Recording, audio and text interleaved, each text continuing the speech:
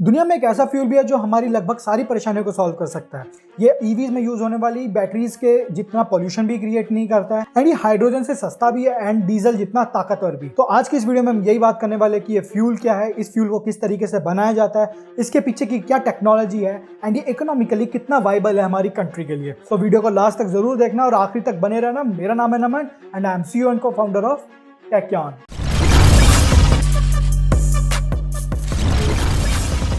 Seaweed एक algae होती है जो कि समुद्र के अंदर उगती है एंड जो इसकी एनर्जी डेंसिटी होती है वो भी एल्गी की तरह बहुत ज्यादा हाई होती है एंड एल्गी की जो क्षमता होती है गैलन्स ऑफ ऑयल पर एकड़ पर ईयर निकालने की वो सबसे ज्यादा हाई होती है 5000 to 20,000 गैलन्स पर एकड़ पर ईयर, जो कि corn, palm oil, sugarcane इन सबसे बहुत ज्यादा हाई होती है। लेकिन एल्गी की एक बहुत बड़ी समस्या ये होती है कि उसको फ्रेश वाटर चाहिए होता है एंड बहुत बड़ा लैंड एक्विजिशन भी चाहिए होता है ग्रोथ के लिए। जो फ्रेश वाटर होता है वो होता है पीने के लिए, तो आप पानी को पीना पसंद करेंगे ना कि उसको बर्बाद करना। और एंड इंडिया में तो वैसे भी काफी जगहों पे फ्रेश वाटर की कमी होती जा रही है एंड यहाँ पे एक और चीज आ जाती है कि जो लैंड होती है वो भी काफी ज्यादा लिमिटेड होती है एंड इथेनॉल की वजह से अमेरिका के अंदर कॉर्न एंड ब्राजील के अंदर शुगर केन की जो प्रोडक्शन है वो बहुत ज़्यादा हाई हो गई है एंड अब एल्गी की वजह से भी अगर इंडिया के अंदर यही सारी चीज़ें होने लग गई तो जो किसान होते हैं वो प्रॉफिट के लिए वो कॉर्न या फिर शुगर केन या फिर एल्गी ही उगाना चालू कर देंगे एंड इससे ये प्रॉब्लम आ जाती है कि खाने की दूसरी आइटम्स नहीं उगेंगी एंड अगर खाने की दूसरी आइटम्स नहीं उगती है तो खाने का प्राइस जो है वो अल्टीमेटली ऊपर चला जाएगा एंड खाना लिटरली ज़्यादा इंपॉर्टेंट होता है हमारे लिए। लेकिन ऐसा नहीं है कि फ्यूल जो है वो उतना इंपॉर्टेंट नहीं है। अगर किसी भी कंट्री की जीडीपी की अगर मैं बात करता हूँ उसकी बैकबोन फ्यूल होता है। कंट्री की ताकत इसी से मेजर की जाती है कि आपके पास कितना फ्यूल है एंड आपकी डिपेंडेंसी कितनी है फ्यूल के ऊपर। एंड अगर मैं बात करूं ट्रांसपोर्टेशन की तो ट्रांसपोर्टेशन इंडस्ट्री सबसे बड़ी इंडस्ट्री है जो कि इंडिया को चला रही है या फिर किसी भी कंट्री को चलाती है।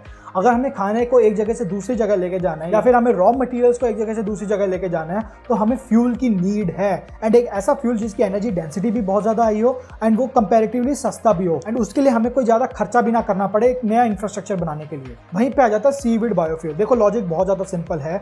जो हाइड्रोकार्बन्स की चेन होती है वो बेस्ट होती है किसी भी फ्यूल के लिए क्योंकि उसके अंदर एनर्जी डेंसिटी बहुत ज़्यादा हाई होती है। बट आखिर सीवीड ही क्यों? देखिए इसके तीन मेजर रीजंस हैं। पहला, इसको फ्रेश वाटर नहीं चाहिए होता है, इसको खारे पानी के अंदर उगाया जाता है एंड दुनिया के पास खारे पानी की कोई कमी नहीं है। दूसरा इंपॉर्टेंट फैक्टर ये भी आ जाता है कि इसको लैंड की भी कोई नीड नहीं है एंड जो हमारा कोस्टल एरिया इंडिया का वो बहुत ज़्यादा बड़ा है तो हमें उसकी कोई लेना देना नहीं है। एंड तीसरी, जो इसका यील्ड होता है वो भी बहुत ज़्यादा अच्छा होता है एंड हम ज़्यादा गैलन्स ऑयल निकाल सकते हैं पर साल। अब बात ये करते हैं कि हम सीवीड से डीजल कैसे बना सकते हैं आखिरकार। उससे पहले ये जान लेते हैं कि हाइड्रोकार्बन चेन होती क्या है।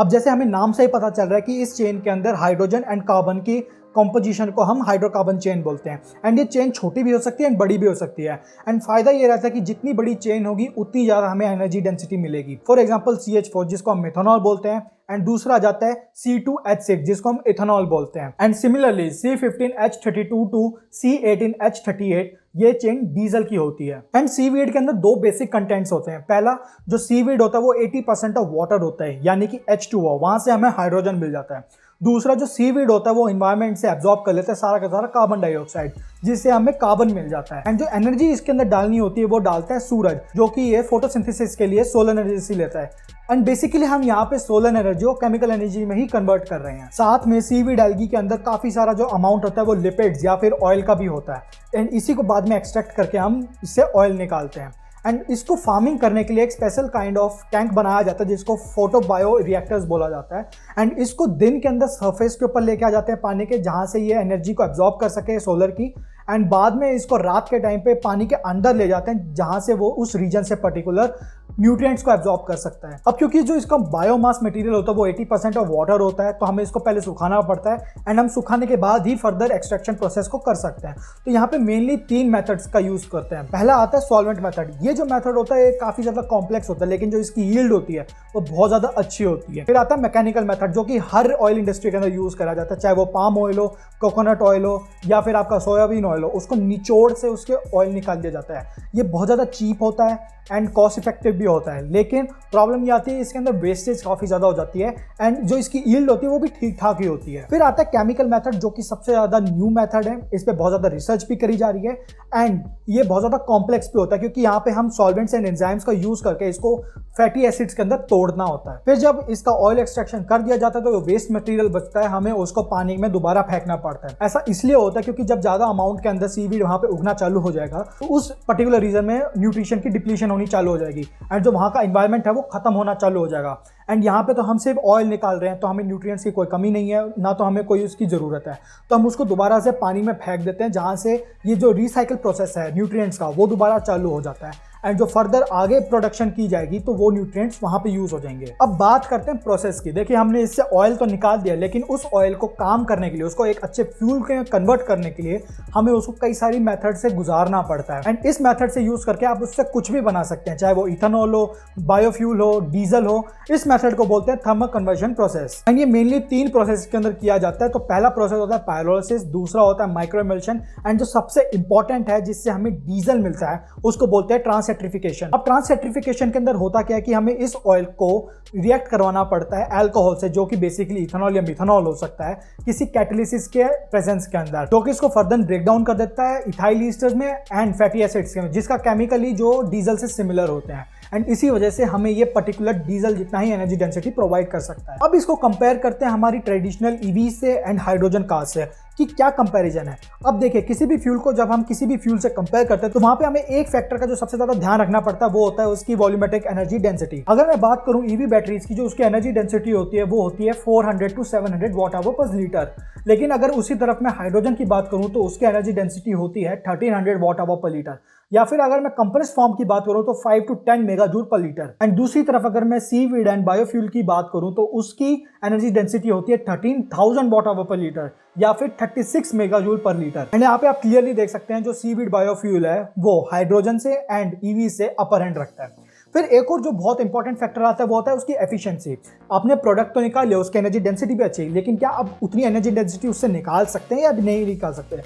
तो अगर मैं यहाँ पे ईवीज में यूज होने वाली लिथियम आयन बैटरीज की बात करूँ तो उनकी एफिशिएंसी जो होती है वो होती है 90%। एंड अगर मैं हाइड्रोजन की बात करूँ तो उसकी चली जाती है 35 to 40% तक। एंड अगर मैं सीवीड बायोफ्यूल की बात करूँ तो वो भी डीजल की तरह ही होती है, 35 to 45% तक चली जाती है।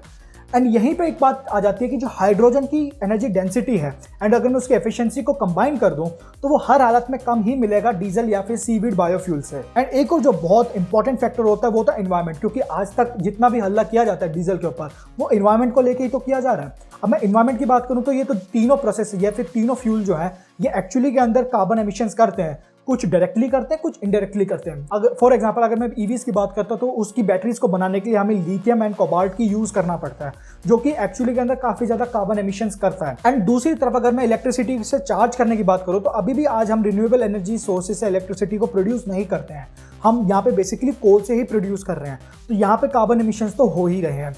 फिर मैं बात करता हूँ हाइड्रोजन की। हाइड्रोजन एज सच ईवीज की तरह में कोई भी पॉल्यूटेंट रिलीज नहीं करता है अपने आप से डायरेक्टली, वो पानी रिलीज करता है एनवायरनमेंट के अंदर, लेकिन हमें हाइड्रोजन ऐसे ही नहीं मिल जाता है, हमें उसको एक्सट्रैक्ट करना पड़ता है पानी से, जो कि इलेक्ट्रोलिसिस के मेथड से यूज होता है, जहाँ पे हाई वोल्टेज इलेक्ट्रिसिटी को पानी के अंदर इंट्रोड्यूस करवाना पड़ता है। एंड इस प्रोसेस के अंदर जो इलेक्ट्रिसिटी प्रोड्यूस हो रही है वो सिमिलरली कोल से ही यूज हो रही है, इसलिए ये ग्रीन हाइड्रोजन की कैटेगरी में ना आकर ग्रे हाइड्रोजन की कैटेगरी में आता है। एंड फिर मैं बात करता हूँ यहाँ पे डीजल या फिर जो कि सीवीड बायोफ्यूल है उसकी, तो ये जैसे डीजल पॉल्यूटेंट रिलीज करता है डायरेक्टली कार से वैसे ही ये भी करेगा। लेकिन यहाँ पे एक चीज समझने की बात है, ये excess amount of carbon dioxide environment के अंदर रिलीज नहीं कर रहा है, यहाँ पे ये एनवायरनमेंट के अंदर कार्बन डाइऑक्साइड को साइकिल कर रहा है। जैसे कि ये कार्बन डाइऑक्साइड को अब्जॉर्ब करता है एनवायरनमेंट से, उसके बाद में इसको दोबारा से ही रिलीज कर देता है, तो यहाँ पे एक कार्बन न्यूट्रल प्रोसेस हो जाता है। एंड हमें एक चीज समझनी पड़ेगी, कार्बन डाइऑक्साइड कोई बुरी गैस नहीं है, ये बहुत ज़्यादा इंपॉर्टेंट रोल प्ले करती है किसी भी प्लेनेट के अंदर अगर उसके टेम्परेचर को मेंटेन करके चलना है। जैसे कि अगर मैं बात करूं मार्स की, तो मार्स क्यों इतनी प्रॉब्लम है, क्योंकि वहाँ पे कार्बन डाइऑक्साइड नहीं है। लेकिन अगर मैं वीनस की बात करूं तो वहाँ पे कार्बन डाइऑक्साइड इतना ज़्यादा है कि उस प्लेनेट की गर्मी बहुत ज़्यादा है, यानी कार्बन डाइऑक्साइड का एक्सेस होना बुरी बात है। एंड यहाँ पे हमने यही किया, जो अर्थ ने carbon dioxide as a wastage धरती के अंदर नीचे गाड़ दी थी, उसको हमने वापस से बाहर निकाल लिया एंड धरती के अंदर हमने कार्बन डाइऑक्साइड को रिलीज करना चालू कर दिया। तो धरती को प्रॉब्लम है excess amount of carbon dioxide से। एंड सीवीड यहाँ पे एक और बहुत इंपॉर्टेंट रोल प्ले करेगा। जैसे कि हम सीवीड को बहुत ज्यादा यूज करना चालू कर देंगे समुद्र के अंदर, तो ये कार्बन कैप्चर की तरह भी काम करेगा, यानी जो excess amount of carbon dioxide है ये उसको सोख लेगा। तो यहाँ पे दो तरफा काम किया जा रहा है। अब बात करते हैं सबसे इंपॉर्टेंट फैक्टर की कि इकोनॉमिक्स क्या है इसकी। देखिए, सीवीड की जो मार्केट है वो ऑलरेडी 1000 करोड़ की है इंडिया के अंदर। एंड दूसरा, गवर्नमेंट बहुत ज्यादा फोकस कर रही है सीवीड की प्रोडक्शन के ऊपर। एंड उनका टारगेट है कि वो 1 मिलियन टन 2025 तक पर ईयर निकालना चालू कर देंगे, क्योंकि सीवीड जो है वो बहुत जगहों पे यूज होता है, चाहे वो खाने के प्रोडक्ट्स हो गए, चाहे वो कॉस्मेटिक्स हो गए। तो सीवीड बहुत ज़्यादा इंपॉर्टेंट रोल प्ले करता है हमारी इकोनॉमिक्स के अंदर भी। एंड यहाँ पे एक और चीज़ आ जाती है कि अगर मैं इलेक्ट्रिक व्हीकल्स की बात करूँ तो हमें बैटरीज की नीड होती है। तो फिलहाल के तौर पे तो हम बैटरीज को बाहर से मंगवा रहे हैं, जो कि बहुत ज़्यादा महंगी पड़ती है। लेकिन जैसे कि इंडिया के अंदर जो लिथियम के रिजर्व्स है वो मिल गए हैं, बट वहाँ पे इंडस्ट्री खड़ी करने के लिए भी 5 से 10 साल लग जाएंगे। एंड वहाँ से बैटरीज बनने में भी और 2-3 साल लग जाएंगे।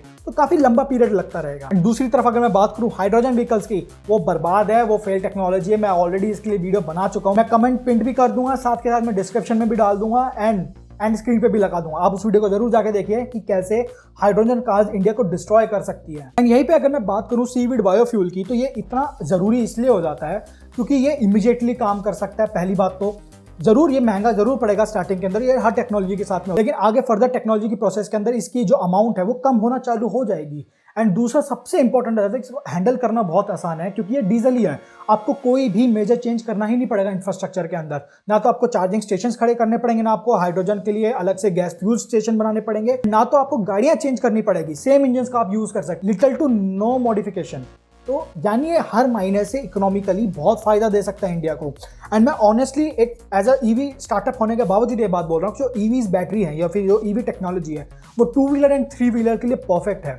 लेकिन 4 व्हीलर की अगर मैं बात करूँ या फिर हैवी लोड ट्रक्स की बात करूँ तो वहाँ पे हर महीने में ये फ्यूल ही बेस्ट होते हैं, क्योंकि जो लिक्विड फ्यूल्स होते हैं उनका कंपैरिजन कभी नहीं किया जा सकता, चाहे वो पेट्रोल हो जाए चाहे वो डीजल हो जाए। एंड कैरोसिन के बिना तो कोई भी हवाई जहाज उड़ ही नहीं सकता। ना तो आप बैटरीज का यूज़ कर सकते हो, ना तो आप हाइड्रोजन का। तो बस आज के लिए इतना ही। अगर आपको ये इन्फॉर्मेशन बहुत ज़्यादा अच्छी लगी हुई हो तो प्लीज़ वीडियो को लाइक कर देना, इस वीडियो को शेयर जरूर करना अपने दोस्तों के साथ में, एंड चैनल को प्लीज़ सब्सक्राइब कर देना अगर आप नए आए हो तो। आपने मेरा वीडियो देखा, मेरे को जान के बहुत खुशी हुई। Thank you. मिलते हैं अगली वीडियो के अंदर।